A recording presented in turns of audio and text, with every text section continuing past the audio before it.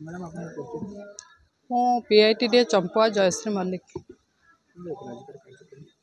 ଆଜି ହେଉଥିଲା annual day ହେଉଛି ଆମର government SST high school higher secondary school ମାର୍କମ୍ବଡ଼ାର ଆନୁଆଲ୍ ଡେ, ସେଥିପାଇଁ ଏଠି ଆସିଥିଲି ଚିଫ୍ ଗେଷ୍ଟ ହେଇକି। कौन प्रोग्राम आज ହେଇଥିଲା?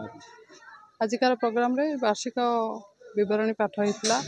ପିଲାଙ୍କର ଯେଉଁ ସବୁ କରିକୁଲାର ଆକ୍ଟିଭିଟିଜ୍ ଯାହା ଅଛି କିମ୍ବା ଟ୍ୟାଲେଣ୍ଟସ୍ ଯାହା ଥିଲା, ପିଲାଙ୍କର ଯାହା ଟ୍ୟାଲେଣ୍ଟସ୍ ହିଡେନ୍ ଟ୍ୟାଲେଣ୍ଟସ୍ ଯାହା ଥିଲା, ସେଥିରେ ସେମାନେ ଯେଉଁ ପ୍ରତିଯୋଗିତାରେ ଭାଗ ନେଇଥିଲେ ତାଙ୍କୁ ପୁରସ୍କାର ବିତରଣ ହେଇଥିଲା, କାର୍ଯ୍ୟକ୍ରମ ହେଇଥିଲା। ଆଉ ବିଭିନ୍ନ ପ୍ରକାର କଲଚରାଲ୍ ପ୍ରୋଗ୍ରାମ ହେଇଥିଲା। ଆଉ ସବୁ ସମ୍ମାନିତ ଅତିଥିମାନେ ଯେଉଁମାନେ ଆସିଥିଲେ ସେ ତାଙ୍କର ପିଲାଙ୍କୁ କିଛି ମୋଟିଭେଟ୍ କରିବାକୁ, ଇନ୍ସପାୟାର କରିବାକୁ କିଛି ବକ୍ତବ୍ୟ ରଖିଥିଲେ। କ'ଣ ଆପଣଙ୍କର ଅନୁଭୂତି ରହିଲା ପିଲାମାନେ ଛାତ୍ରଛାତ୍ରୀମାନଙ୍କୁ ନେଇକି?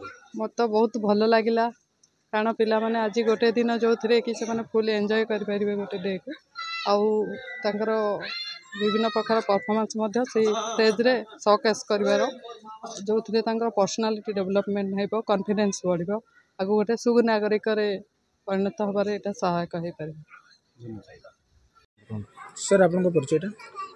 ମୁଁ ଶ୍ରୀ ବିନୋଦ ବିହାରୀ ତନ୍ତୀ, ସହକାରୀ ଶିକ୍ଷକ, ସରକାରୀ ଉଚ୍ଚ ମାଧ୍ୟମିକ ବିଦ୍ୟାଳୟ ମାର୍କାମେଡ଼ାର। କ'ଣ ରହିଥିଲା ଆଜିକାର କାର୍ଯ୍ୟକ୍ରମ? ଆଜି ଆମ ଅନୁଷ୍ଠାନର ବାର୍ଷିକ ଉତ୍ସବ ପାଳନ କରାଯାଉଥିଲା। ଏହି ବାର୍ଷିକ ଉତ୍ସବରେ ଆମ ଚମ୍ପୁଆ ଉପଖଣ୍ଡର PITD ମ୍ୟାଡ଼ାମ୍ ମୁଖ୍ୟ ଅତିଥି ଏବଂ DD ୟୁନିଭର୍ସିଟି କେନ୍ଦୁଝରର ଇଂରାଜୀ ପ୍ରାଧ୍ୟାପକ ଥିଲେ ମୁଖ୍ୟ ବକ୍ତା ଏବଂ ଚମ୍ପୁଆ ADWO ଶ୍ରୀଯୁକ୍ତ ଅକ୍ଷୟ କୁମାର ପିଙ୍ଗୁଆ ଆଜି ସଭାର ସଭାପତି ଥିଲେ ଏବଂ এই ଆଞ୍ଚଳିକ ତହସିଲଦାର ତଥା ଏକ୍ଜିକ୍ୟୁଟିଭ୍ ଅଫିସର ଏବଂ ବଡ଼ବିଲ ITIର ପ୍ରିନ୍ସିପାଲ ମଧ୍ୟ ଆଜି ନିମନ୍ତ୍ରିତ ଅତିଥି ଭାବରେ ବାର୍ଷିକ ଉତ୍ସବରେ ଯୋଗଦାନ କରି ଛାତ୍ରଛାତ୍ରୀମାନଙ୍କୁ ବହୁ ଉପଦେଶ ଦେଲେ, ମୂଲ୍ୟବୋଧ ଦିଗଦର୍ଶନ ଦେଲେ ଏବଂ କୃତି ଛାତ୍ରଛାତ୍ରୀମାନଙ୍କୁ ବାର୍ଷିକ ଯେଉଁ କ୍ରୀଡ଼ା ପ୍ରତିଯୋଗିତା ହୋଇଥିଲା, ଯେଉଁ ଚମ୍ପିଆନ୍ ହୋଇଥିବା ଛାତ୍ରଛାତ୍ରୀମାନଙ୍କୁ ତଥା ରାଜ୍ୟ ସ୍ତରରେ ଯେଉଁମାନେ କୃତିତ୍ୱ ହାସଲ କରିଥିଲେ ସେମାନଙ୍କୁ ଆଜି ଏହି ବାର୍ଷିକ ଉତ୍ସବରେ ନିମନ୍ତ୍ରିତ ଅତିଥିବୃନ୍ଦଙ୍କ କରକମଳରେ ପୁରସ୍କାର ପ୍ରଦାନ କରାଗଲା।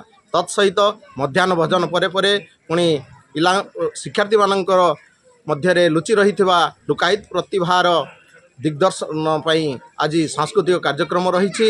ତେଣୁ ଖୁବ୍ କମ୍ ସମୟ ମଧ୍ୟରେ ସାଂସ୍କୃତିକ କାର୍ଯ୍ୟକ୍ରମ ଜାରି ରହିବ। ଧନ୍ୟବାଦ।